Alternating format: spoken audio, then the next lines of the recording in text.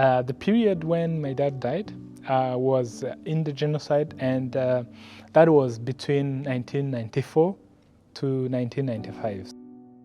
My mom had to take care of 9 kids, so my dad was the breadwinner of the family. Life was never the same again.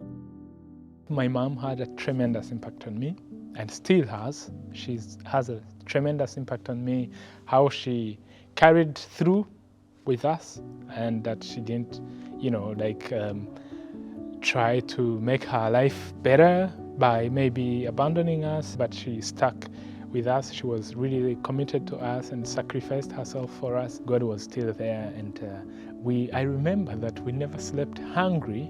And my mom used to tell us that this promise in the Psalms, that David said in his Psalms that he was young, and now he was old, and he never saw, he has never seen a child of a righteous person begging for bread.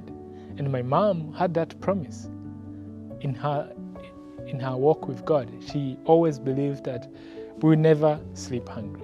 And there are times when it was almost time to sleep and we didn't have food. And all of a sudden, someone would knock with some food stuff. And so I always saw that promise.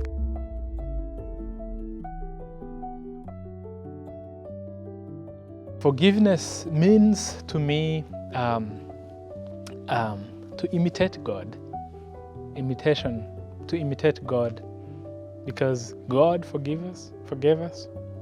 And in fact, the Bible says that in a time that we were yet sinners, Christ died for us.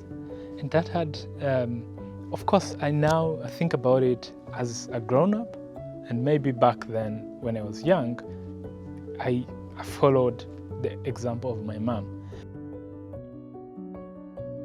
Yeah, so compassion gave me opportunities in the sense that it made it possible for me to achieve some of my potentials. For compassion was also part of the church, and compassion always partners with churches, and that had a tremendous impact on my life, especially on my spiritual life, to get to know God and to understand my identity as a child, even though I was in those conditions. But even now, the relationship with God is everything, is the foundation of who I am as a person.